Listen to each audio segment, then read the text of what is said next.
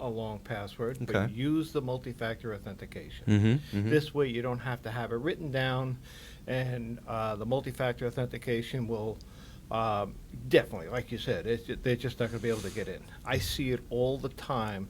You look at Office 365, the sign-ins, and you just see the single factor always failing. Meaning that people are trying to log in, and that's the other part that you just mentioned. Login ID should not be their email address. So that's another good point. But that's very common there. How do you get around that where a lot of people like to use their email addresses for their login? How do you convince people to change that other than their password? That seems to be a big thing. Correct. What I'm referring to is local logins on their local systems shouldn't be the same as their email address.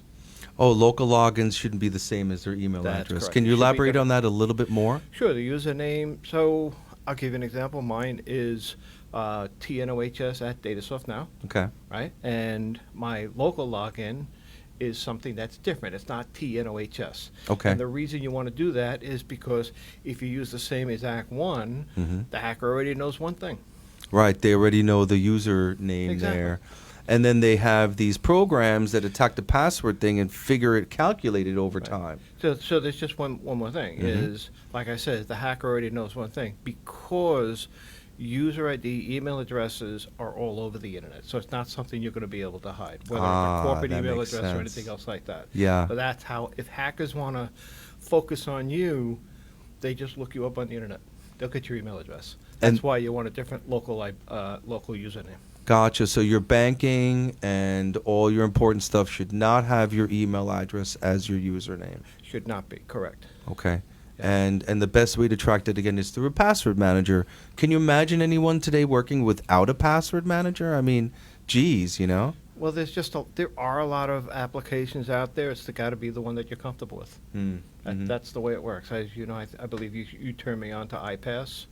You know, Yes, there's yes. One pass. iPassword, and then there's LastPass, OmniPass. So yeah, Dashlane, which is a brand new one coming up, very good also. Right, so even the Microsoft Authenticator app has a password manager in it. Good point, yes. Yeah, so But it doesn't also give you does. everything. If you just go there, you don't get your Google passwords No, and correct. so on and so forth. You want to Correct.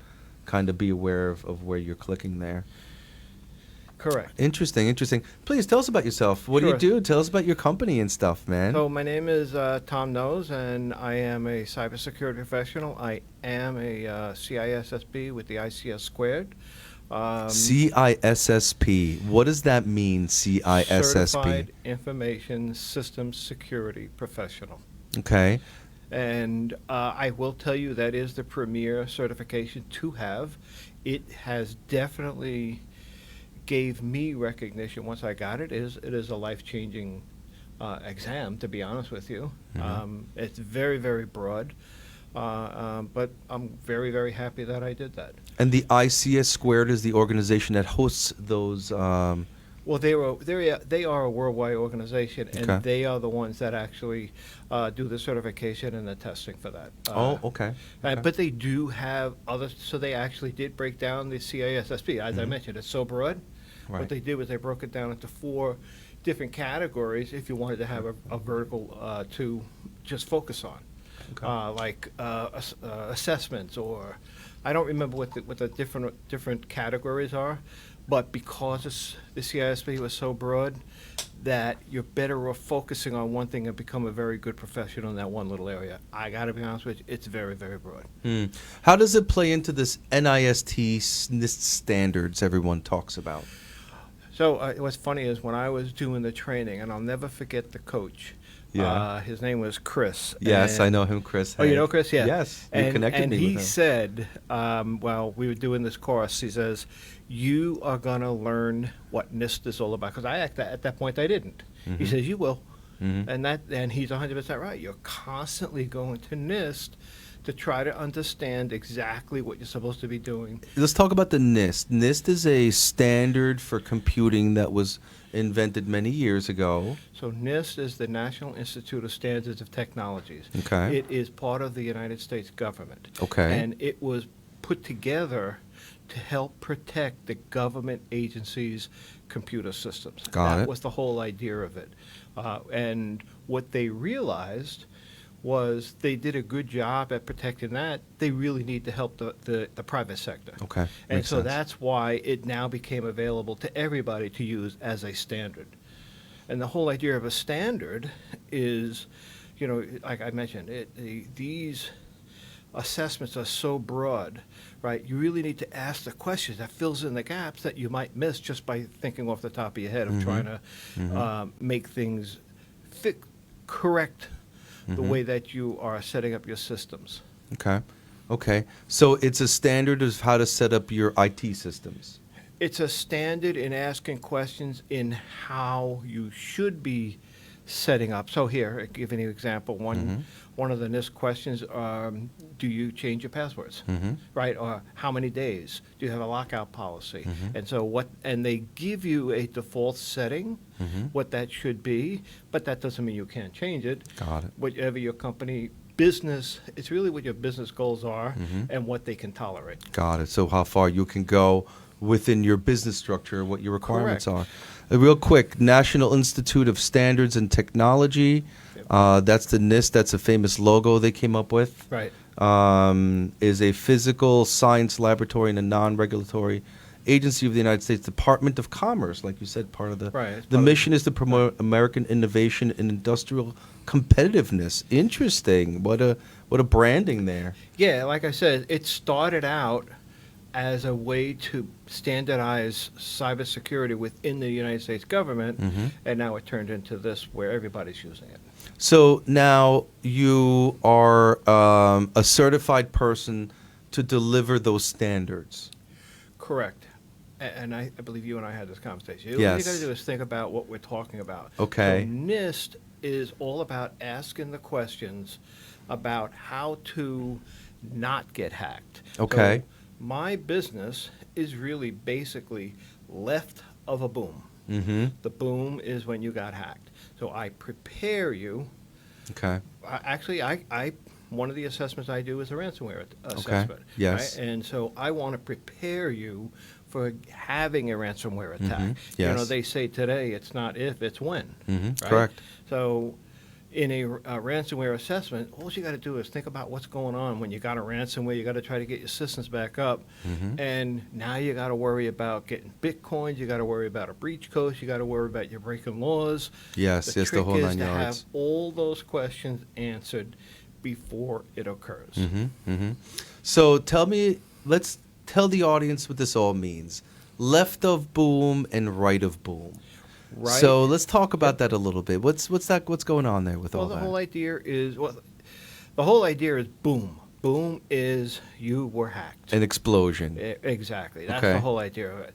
And when I talk about, so I had gone down to a cybersecurity event down in Tampa, Florida last year, and the name of the event was Right Up Boom. Okay. Everybody there. Actual event was called Right of Boom. Yeah, everybody there was right of boom. Oh, they were all nice. IT consultant MSPs. I was the only one left of boom. So right of boom means after a cyber attack. Correct. And left of boom means prior to a cyber attack. Prior to a cyber attack. Why and is those prepared. military terms? Why are they military terms? Yes. How was that taken from the military terminology? Well, it's very possible that's where it did come from. It did come from Yeah. there. I read about that actually. Oh, you did? Yes, it was I actually did an not know that. original meaning in the military of prior or after an attack. Interesting. Yes, yes, and that's believe what it or makes not. sense. So let's just take a look at this for 1 second. So this was the conference you went to, Right of Boom? Yeah.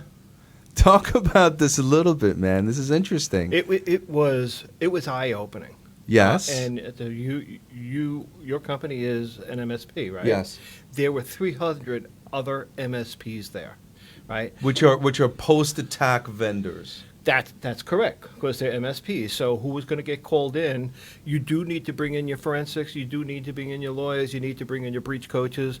And that's what was amazing was in this one conference, it was actually on the second to the last day of the conference, and they had the breach coach up on the stage. Yeah. And they were talking about how this was the amazing part for an MSP specifically. Okay. Where they were going to, they said, well, what we're going to do is we're going to image everything. This is an MSP talking. Mm-hmm. We're going to image everything, and we're going to make sure everything has the proper handling, and then we're going to replace all the systems. Okay. And the lawyer said to him, I'm coming after you. And this is the Oh. breach coach lawyer of the company that was attacked. Okay. Okay. His lawyer is telling his IT consultant he's coming after him for destruction of evidence. Oh. Because all you got to do is shut something off, and you could be erasing everything out of memory.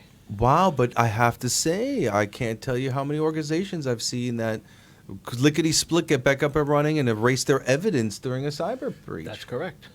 That's so. People don't realize you can't start chopping stuff up and going back to normal So immediately. here's the reason why you can't. Mhm. So if you get an attack, you don't know that they exfiltrated data, right? And if they did exfiltrate data, then, and you do not report it, and then it shows up on the web, on the dark web, and now you got the FBI knocking on your door. Now the state attorney general is coming after you. How come you destroyed evidence? Okay. How come you didn't notify? How come you didn't do this? How come you didn't do that? Well, in the past it wasn't regulation, but now it's standard operating system. That's correct. That's correct. So the other part is... So if you're a business that gets hacked and you're down and you have to put a claim in, you shouldn't just go and erase everything and start from scratch. That's a bad idea. That's a very But it's bad the idea. natural response for a lot of these businesses, smaller vendors. get me up as fast as possible. Yes. So, So what do they do? Buy a second system while the first one's forensically checked?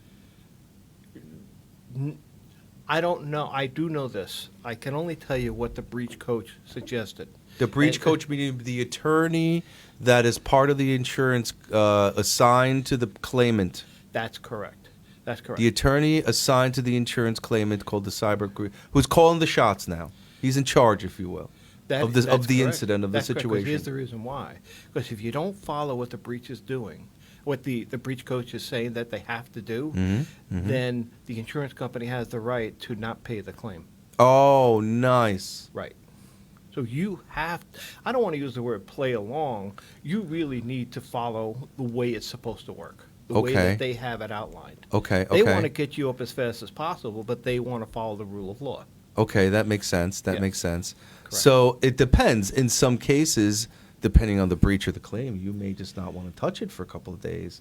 You should have You get- redundant you get systems. the first thing, if you get hacked, the first call is always to your IT consultant. First of all, you got to identify that it is a hack and exactly what may have occurred.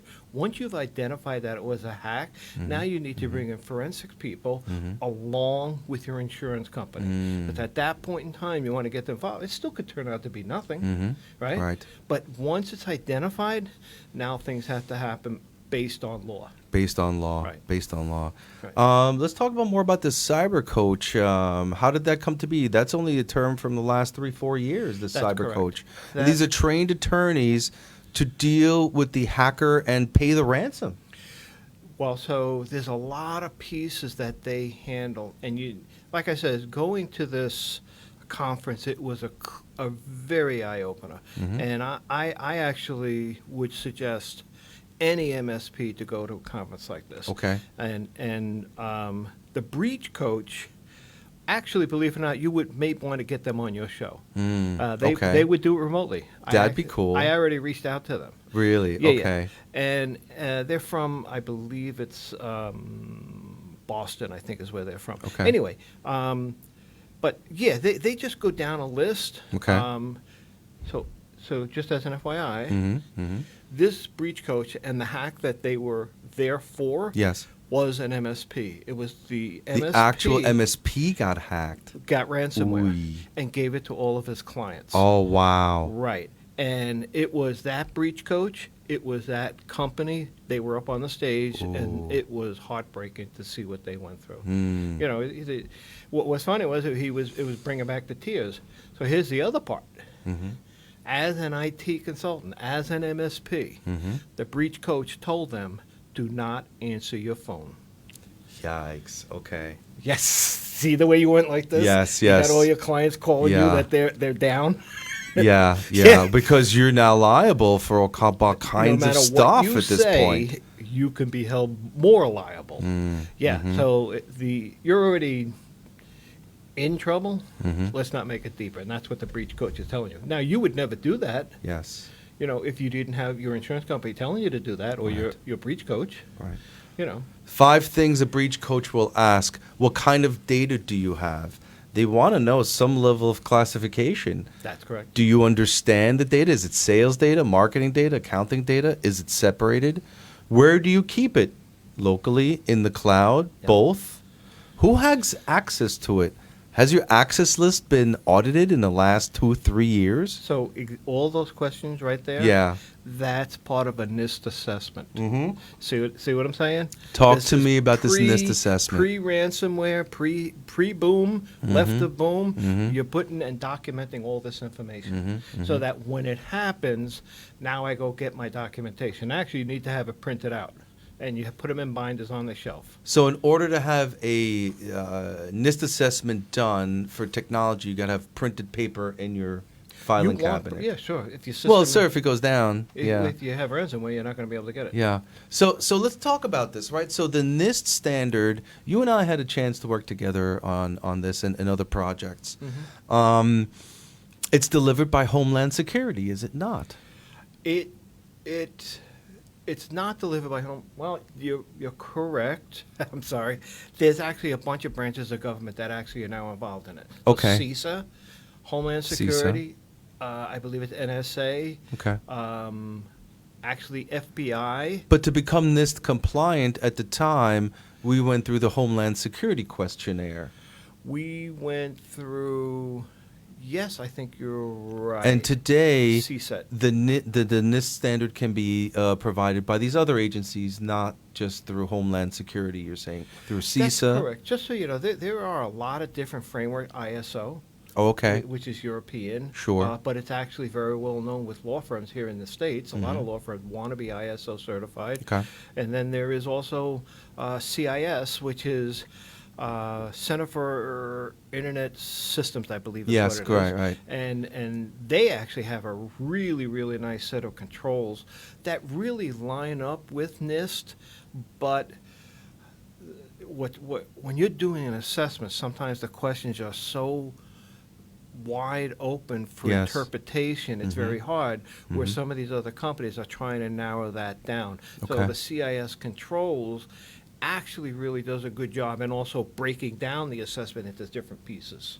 Is that why there's variations around the country of what's happening to these clients? Because it's left to interpretation, if you will, like you said, like Nostradamus' writings?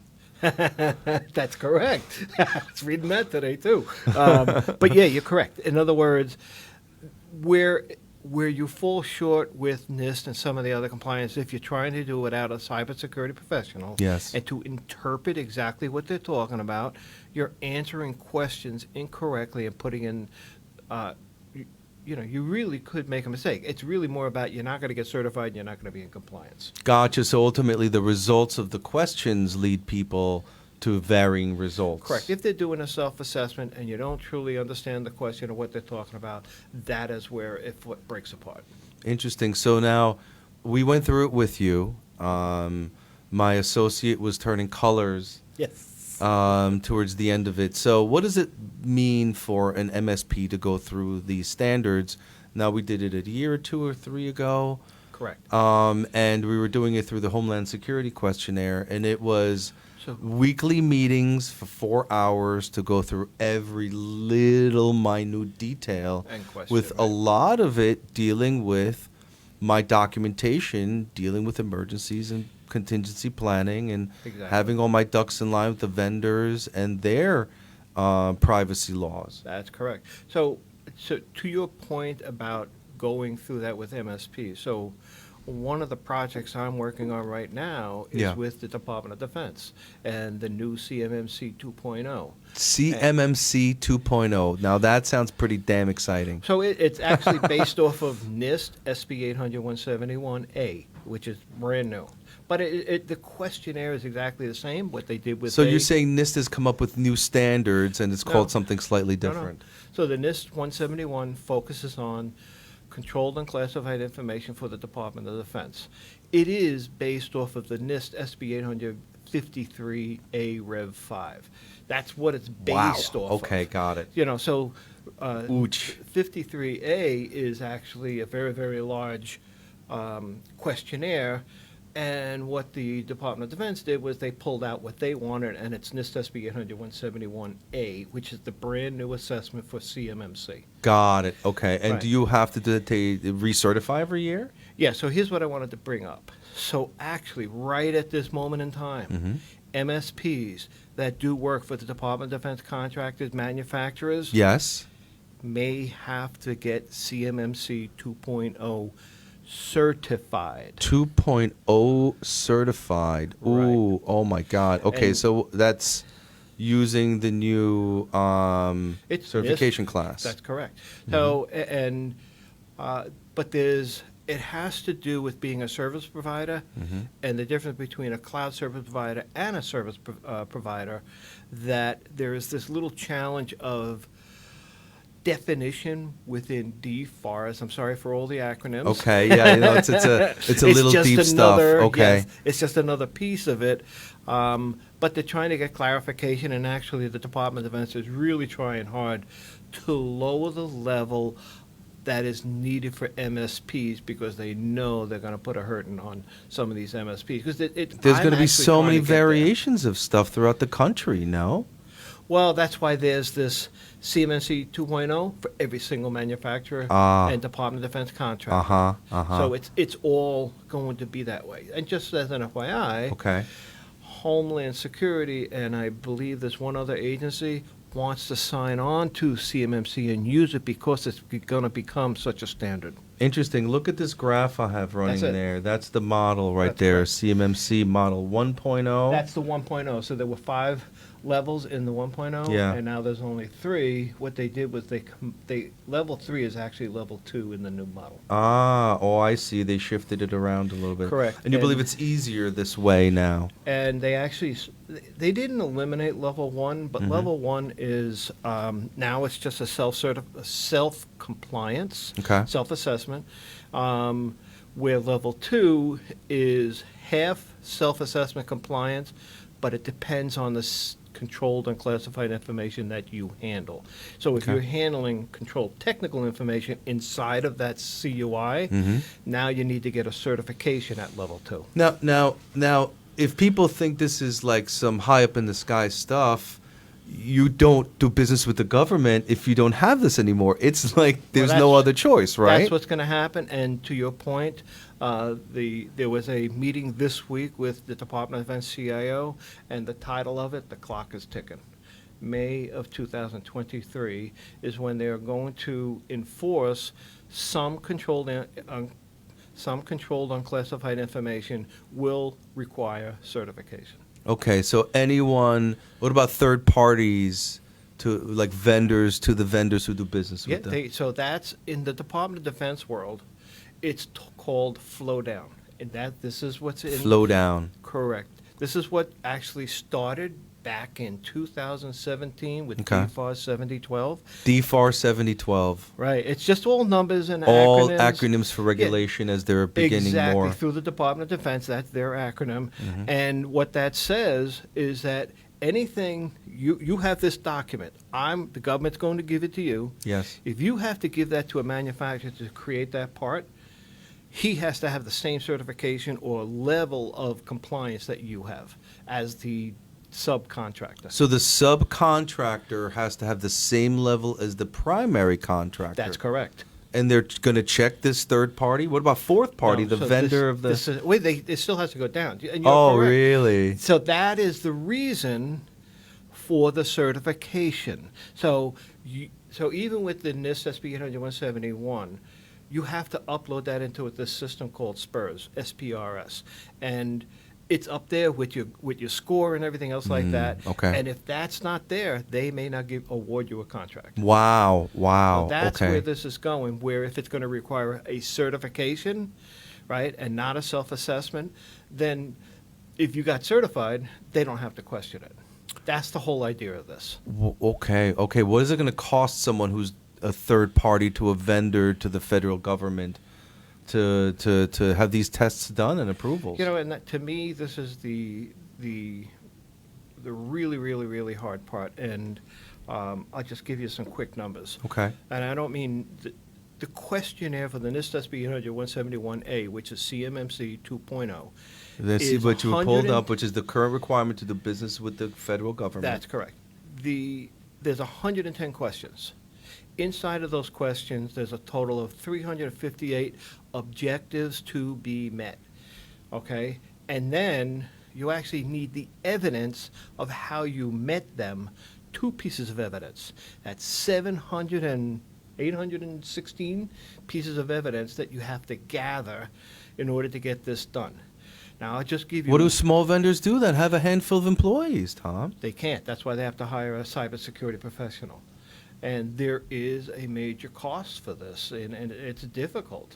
I do this for a couple of my clients, and, you know, there's just a monthly bill that comes. You know, that's why you got to start early. Can you tell us a war story where it started to slip away without giving away names?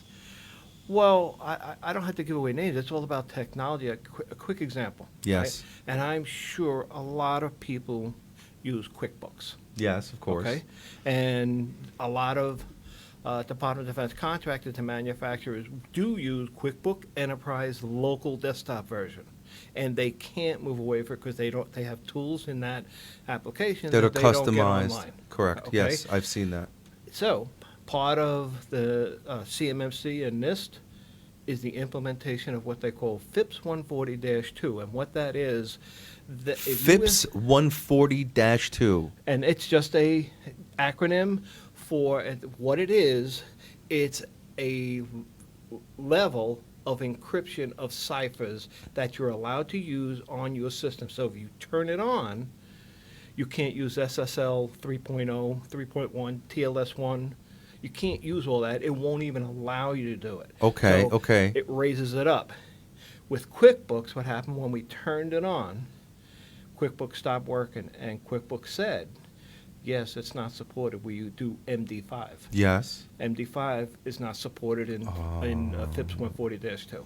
Okay. And okay. so now you got to figure out how you got to maybe put that PC or that server behind a firewall, and it can't have access to this controlled and classified information. It can't. Where in your CMMC2 model does that come up? The FIPS 140-2? Yes. All of them. All of them. All of them. FIPS 140-2. So even on your sonic firewalls, there's what they call FIPS mode. Because Okay. even talking to the internet, talking to your Office 365, Mhm. you got to turn on this FIPS mode. Mm-hmm. Okay. And you believe many people don't have that on their network? I know Certainly. for a fact they don't. You know, okay. And to the point about what this whole CMMC compliance takes, that particular incident occurred close to 6 weeks ago. The owner of the company went on vacation for a week. I'm now 6 weeks into this without a resolution. I know what the resolution is. QuickBooks actually did create this, they call it cloud access, and it is an RDP to a desktop. Yes, and they they're pick up your desktop version and put it in on the their cloud, and using RDP. that will pass muster. Well, that does pass muster because it now has no access to that network. Don't you want your QuickBooks file local? Everybody does. I just ran into this week. I want my QuickBooks Yeah. file local, man. I told the gentleman, and actually, believe it or not, here's the funny thing, and I never knew this.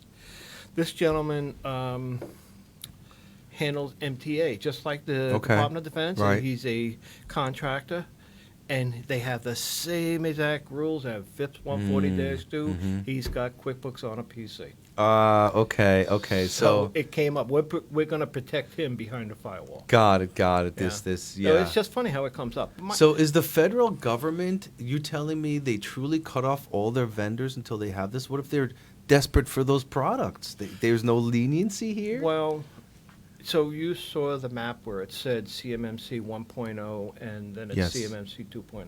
Yeah, The we'll pull that reason up why again. that occurred was because 1.0 was really impossible to implement. So Really, they- this 1.0 was hard to achieve. Why That's were these correct. 5 levels so hard to achieve? Well, because it's called maturity model, right? And what that meant is you have event logs. And those event logs, you're supposed to go through and you're supposed to, cull something. through them and look for anonymous information, right? And you need to have records Okay. of 9 months in the old 1.0, 9 months of records that you did that. Oh boy, that's a lot of That's stuff. just one thing. Got it. See, there were 25, I think it's 25 controls that they actually removed, and that was it. It's all that where you got to have the history. Here's another one. So you don't logs. do that in CMMC 2.0? What You is the do it- retention rate there? You do it because that's what they call maintenance. Oh, right? okay. But when you do the certification or the compliance, you don't have to show that information. But you okay. do have to show that you're doing it now. Got it. Okay. Right. Interesting. I want to move the show forward a little bit. We have a really interesting segment here. I don't know if you guys know about Gartner Group. Gartner Group is a international organization. They create statistics. Right. They give statistics to government, to corporate. They actually could be hired by government and corporate to help you make decisions, do procurement. Very interesting. They put out a really interesting report that I want to go out over. It's 8 ways cybersecurity will change companies forever. And yes, people are realizing that, they're hearing it, but here it is. We're in front of that as we speak. What is your take on how cybersecurity is changing the business landscape and will definitely be unchanged going forward? So everybody knows that they have to do something about cybersecurity. No company wants to spend the money for it. And even though these regulations and everything are coming forward, I have a gentleman right now, and he's really struggling what it's going to cost him. He's a small company, but he's got to follow the rules, and it's hard. I think they just have to come to terms with it and just go forward with it. I think the whole thing with cybersecurity is you have to bring somebody in that knows what it is, what your goals are, and build a plan to get to the end game. And I think it's very, very important to understand it's not just technology that you turn on. Right. You have to actually look at the technology and make sure it's working. I had backups, my backups, and if I wasn't looking at them on a weekly basis, and my server did fail, but my guy caught it on a Monday, and I went down on a Wednesday. Got it. And we had our backups up on Tuesday. See what Beautiful. I'm saying? Now, Yes. otherwise, I would have lost a week's worth of work. Yes. See what I'm saying? So that's when I talked about maintenance, checking your backups, looking at your event log. Because what happens if the event log stops working? Many That's small actually businesses. a sign of a hack. Yes. So this is why you have to look at all this stuff. Many small businesses traditionally thought, set it and forget it. That's long gone. That's gone. That's That's long correct. gone. Let's go through some of these real quick here. Let's start here. They have some interesting things they talk about. Number one, through 2023, let's see, government regulations required organizations to provide customer privacy rights to cover 5 billion citizens and more than 70% of global GDP. So you're bringing up an interesting statistic, and it just happens to be because I went to an FBI webinar a couple of Okay. weeks ago, and that's exactly, we all look at these charts. I always thought ransomware was at the top of the list. It's not. It's not. This is what is. And the age group is actually 60 to 80 years old. Wow. Highest of who's being hacked. The doctor in Florida. Yes, we worked on a doctor. Exactly. And so these phone calls that are being made, they're getting onto their PCs, they're getting their login ID, they're giving them all this information. So that is to me, the privacy part of this is just the bad Just side. consumer privacy rights will cover 5 billion citizens. That will change the landscape forever. That wasn't important before. No, correct. Mhm. Like I said, I was shocked because I'm thinking ransomware is it. I'm the Yeah, guy. yeah. You see what I'm saying? Yeah, but no, it's beyond that. So next, by 2025, 80% of enterprises will adopt a strategy to unify web, cloud services, and private applications access from a single vendor's SSE platform. Now, we're sort of doing something like that now. I actually agree with that, going through my own certification right this moment. Okay. And I see the advantage of it. I think the cost of the whole, because it's that Cost of individual getting there. packages that are killing me, right?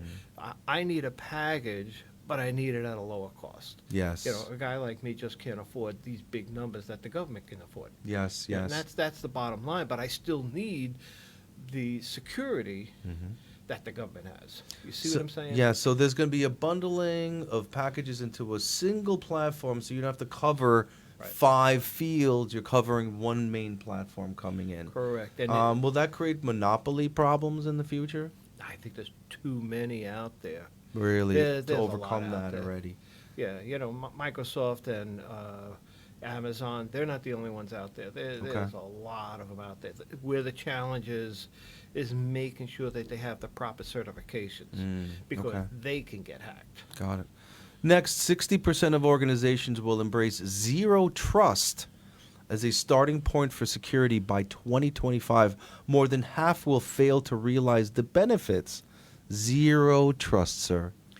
Zero trust is. I trust you. So what's funny Zero is trust seems like a faraway place, I sir. call my cat Zero Trust. Oh, what a Gospel name. truth. And the reason Oh, is man. because he trusts nothing, right? And that's what this is all about. Okay. Don't even trust the password. Got You it. got to go get it more information. You see what I'm saying? Mhm. So that's what they're talking about with zero trust. You know, even though they are authenticated, let's make sure he's authenticated. Yeah, I got to be honest with you. I think it's a great model. I got to be honest with you. It's got to be a pain point to implement. Yeah, I mean, zero All across the trust. I board. mean, but hold on. If you watched Gene Roddenberry's shows, you always had to hail the ship before you could talk to the captain.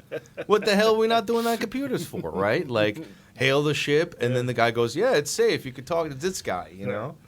Right? I Exactly. mean, Yeah, come that's right. on. Yeah. You know what Roddenberry didn't talk about was the internet, though, which was No. interesting, you know? No, so when he calls a ship, you just say, okay, give me a multi-factor authentication. Yeah, it was a hailing process, if you will, you know? Yeah. Here, by 2025, 60% of organizations will use cybersecurity as a primary determinant in conducting third-party transactions and business engagements. You have to. Your vendors got to be on spot. I got to tell you, I recently made a change with one of my vendors partially because of that. Yeah, I mean, just a lot of the major hacks that I've handled in the last 2 years, all were exactly what you're talking about, where there was a man-in-the-middle attack, changed the invoicing to send the money to a fraudulent bank.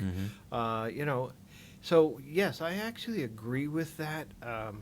And I'm assuming this is where cryptocurrency is going to come in as well. You know, I think you're going to see a lot of that because you just have to really make sure where the money is going is what it's going for. One of my clients, he lost $70,000 in one transaction, $250 in another. Ooh, those You are know, big numbers. It was big. The good news is the FBI can now, as long as you have the numbers where they went, which that would come from the client that sent it, right? Got it. And as long as it's still sitting in the bank, because those They'll transactions. give it back to you. No. No, So, I was so this hoping. one client that occurred close to a year and a half ago, but the money is frozen in the account Oh. at Wells Fargo. So it's still there. But right? it's frozen. 70,000 Under is investigation. still frozen. That's correct. And this is the same thing with the gentleman down in Florida. Yes. His money is still sitting, and the FBI did tell him we can freeze it. Yeah. And that's what they've done. So in that particular case, it was an individual who had all his money cleared out of the bank account by letting the PayPal hacker take over his desktop. Yeah. While they may sound unique to you, we experience it all the time. Yeah. It was quite a shame, and now it's sitting there under investigation till it's cleared out. Yeah. Let's go to the next thing here. Very good. Through 2025, 30% of nation states will pass legislation that regulates ransomware payments, fines, and negotiations, up from less than 1% in 2021. The government doesn't want to pay the ransom. They don't want you to pay that ransom. They don't want you to pay that ransom. You're giving money to a bunch of bad guys. That's Come correct. on. But You got to operate.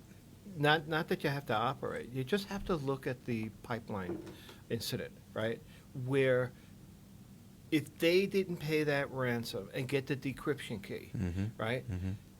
Millions of people would have been affected by this. Sure, it affected the whole Northeast. So it only affected Good point. halfway up, right, up to New York. But had it kept going, it would have affected everybody on the whole Northeast quarter. And okay. so that's when they made that decision.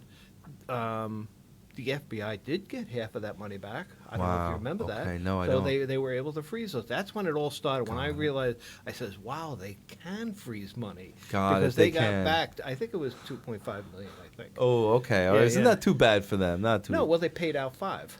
Got See it. what I'm saying? And but yeah, that's it's So the way it's going to change these businesses where you're like, yeah, I'll just pay the ransom. I don't know. They're not going to like it.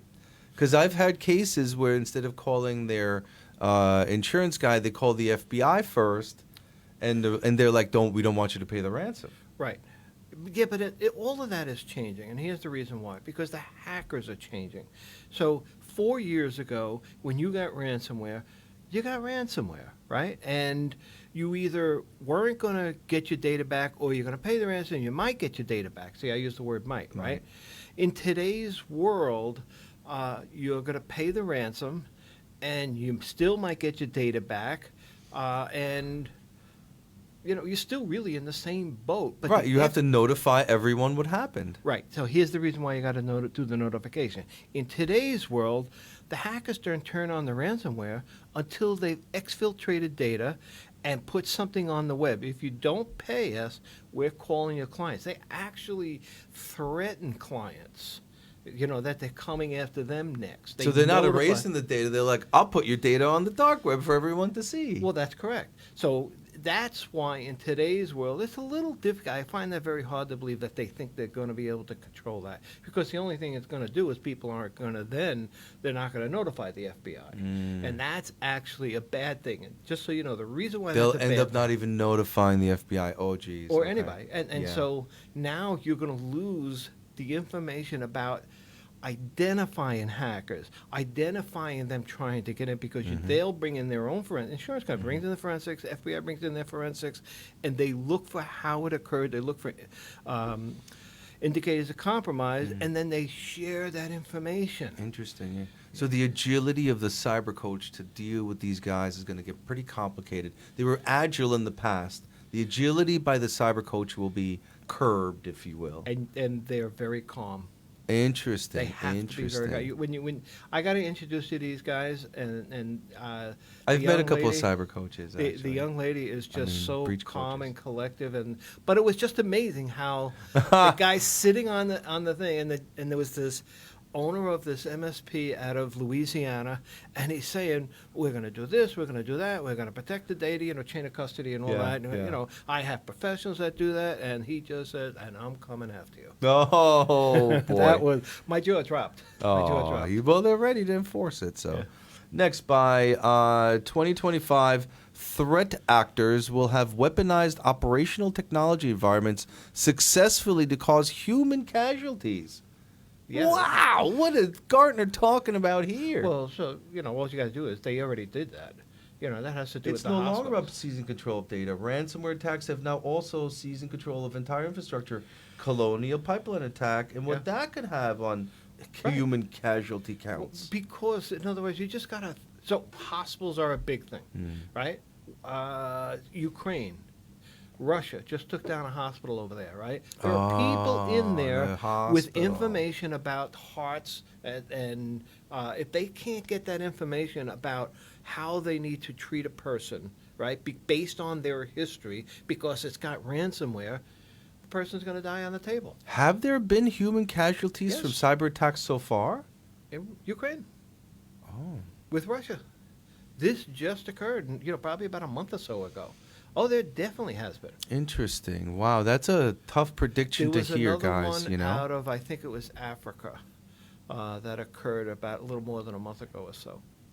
The same exact thing. It was a hospital that was attacked, and it caused casualty from a heart patient.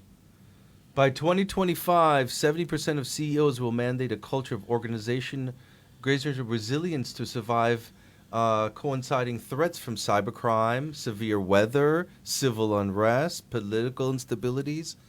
Let me just talk about this for a moment, because when we went through our Nist requirement with you, we had to make a contingency plan. Mhm. We built lists of things that could affect us, and how and what we would do about them.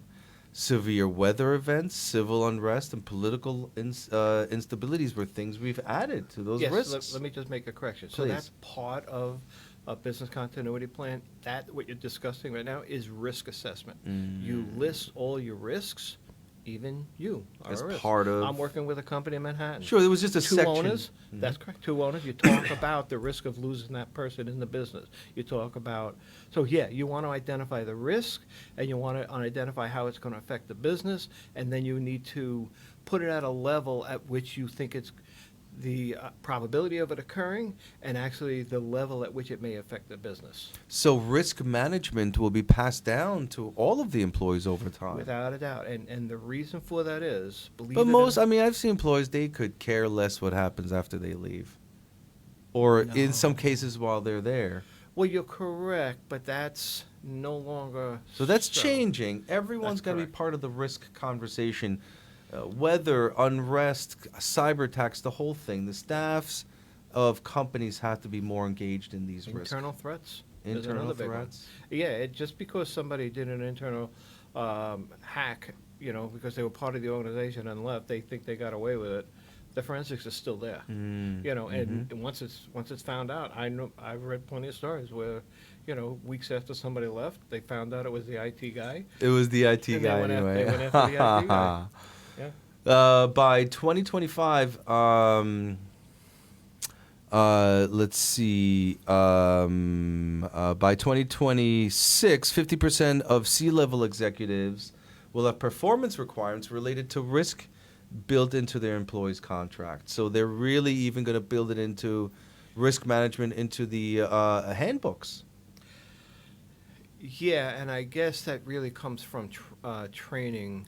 You think about it, how are they going to enforce something like that? But I think it really comes down to performance based off of awareness training and the different types of training that there are. Yeah, but hold on. I mean, I kind of do that now, right? So it's in my handbook of how you should, the guidelines of operation, if you will, Right, but they're being very specific about it, that it's cybersecurity becomes within the Mhm. corporate world. And I can only really see, no, don't get me wrong, handling email that has PII information in it. So, and again, that's why I call it training. Yes. But yeah, you're supposed to handle that email, you're supposed to encrypt it, you're supposed to not send it outbound. It's no longer just a computer use policy. It's part of your contract with the employees in the handbook in some cases now. So these handbooks are going to really alter Yep. over time with risk management requirements in there. Oh, interesting. Yeah, it's you look. I mean, your employee is your first line of defense. Mm-hmm. That's why you need to make the investment on training them in cybersecurity. Everything that they do on a day-to-day basis, cybersecurity needs to be entrenched in them. But they're the ones that, I think the number is somewhere around 93% come from email hacks. Somebody clicking on the wrong thing. I get calls daily. We get somewhere between 5 and 10 calls and requests weekly, and I'm still surprised at the organizations that come to me who haven't thought about this. I mean, it's 2022, and they're just coming awake now. Yeah. Some of them are still doing paperwork even, as opposed to any Well, it's very surprising that a lot Very of companies surprising. don't even have the paperwork. You know, it's really, really, well, Well, we worked with someone recently who had some kind of paperwork, but it hasn't been intellectually analyzed. that's correct. So And I can slap together a Word file. Yeah. If something happens, I run out the front window or jump out the window or something. But you got to have a Because- serious plan here. That's correct. You got to have a plan, and that's why again, I'm going through this stuff right now with my own certification, and so I really, really understand what this takes to put together. Mhm. It just takes a lot of thought processes. It's not just a matter of putting information on a piece of paper. And you're not just saying that because you got the fancy certification. It's because you see what the government's asking for. Well, so I can't write a policy that I have to abide by that doesn't fit my business needs. So that means I have to write it for my business, and I have to say, yes, I'm signing that thing. So I have What to is abide. your liability if you make a mistake in that questionnaire process? So I do know, and again, it's going to go back to New York State. It's not going to come from the federal government, right? So let's just say I was hacked because of I wasn't abiding by my own policy. and Yes. it's pure liability, right, on me. It's New York State that's coming. The Attorney General is coming after me, and the bottom fine is $250,000. Close the door. Wow. Yeah. Hope you have that sitting there just in case. No, insurance. Policy handles that. But this is what it's coming to today. You So I gotta just- do the right thing. That's what the SHIELD Act is all about. So let's talk about notifications, right? So if PII in New York State under the Shields Act is breached, Mhm. you must notify all of your vendors, employees, and customers within a certain period of time, and it has to be cleaned up. You need to first identify exactly what was.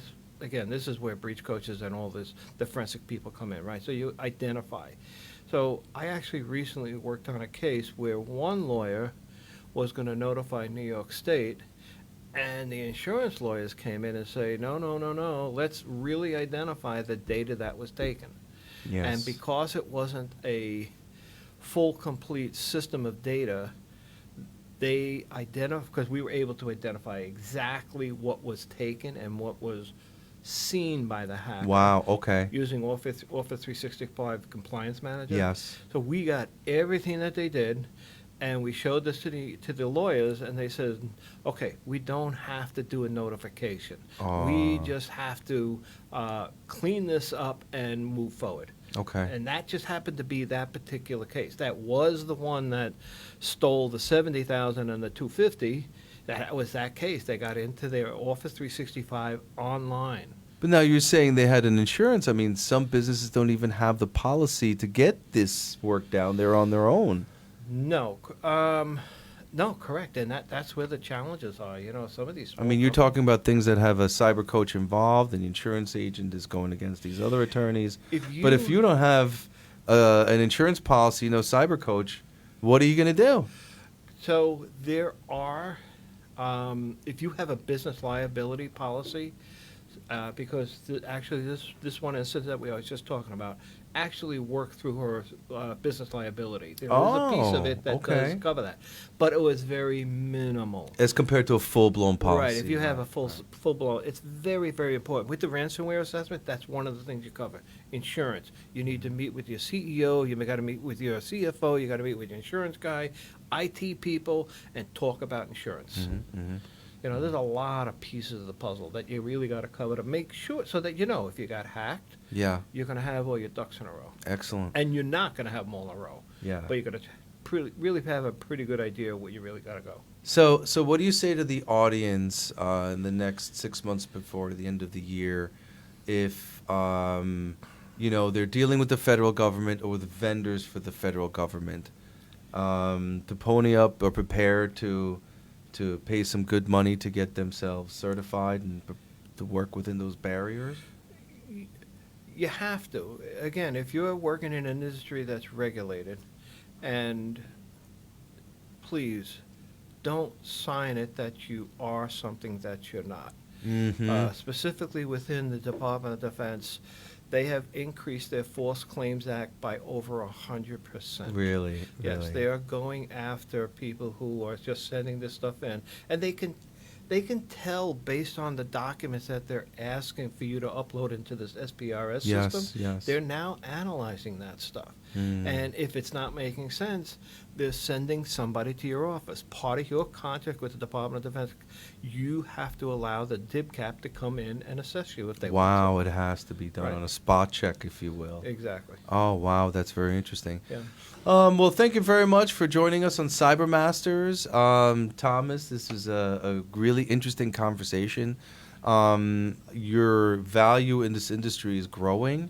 I think it's important for engineers who are trying to get to the next level to look at the CISSP and these models and learn the Nist standard and begin to work within those realms. It's imperative today if you're a senior engineer to understand this conversation. Yeah, the CISSP it's the gold standard, they call it, not just by me, it's by the FBI, this is by even Microsoft. Mhm. You know, if you carry that, you carrying weight. You know what you talk about. Otherwise, you're not going to be a CISSP. Yeah, yeah. And so, yeah, it's been actually very, very, very useful for me. Nice, interesting. useful. I want to hit you with one interesting last question that bothers quite a bit of people when I bring it up. There's a perception that the cyber defense wall is in the hands of these businesses. In the hands of? The businesses of individual, small, medium, large businesses. Oh, I know They, where you're going. they buy all of these products, have all of these requirements, and they are the shield to international attacks.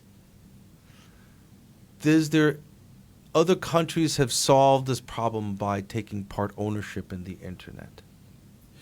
Well, I don't know Is that there part. going to be a shift in the future where these businesses have to pay less and there's government who's going to be involved and build the cyber defense wall? And doesn't that require internet ownership by government in some capacity? Well, you're taking it down a road that is uncomfortable. Of course, because Yeah. we want free internet. Exactly. Yeah. I agree with you. I mean, I think you and I have spoken about this many times where I look at this that all these small businesses have to be the front line of defense for the United States government. Yes. You know, so why are they footing the bill to protect our industry, our Department of Defense?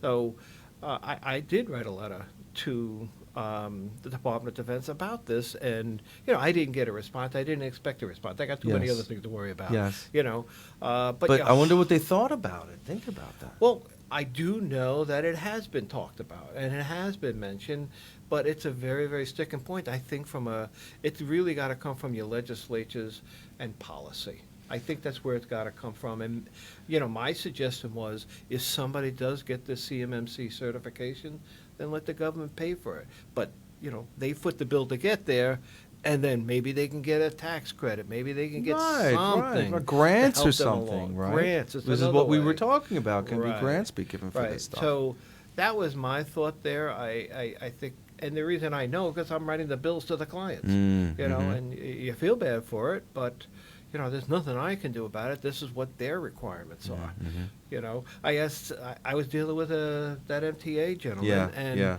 I asked him I said, look, do me a favor, read me exactly what you have there. And he said the word requirement. I said, you have no out. You have no. This is what their requirements are. Yeah, yeah. You know. Wow, guys, thank you for joining us. Exciting show. For me, this is pretty important because these regulations are going to change the entire landscape of the United States. Right now, we have businesses being affected regularly, profits being stolen. And look at these numbers, they're huge. So more to come. Thank you for joining CyberMasters. Have a good evening.